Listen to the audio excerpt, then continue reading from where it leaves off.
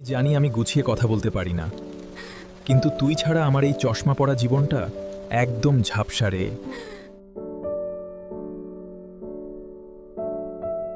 এই নে, এটা তোর জন্য।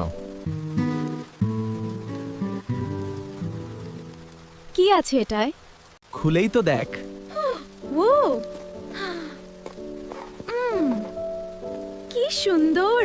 তোর মতো একটা গাধাকে সারা জীবন সহ্য করার দায়িত্ব তাহলে আমাকেই নিতে হচ্ছে? বিকল্প তো আর নেই।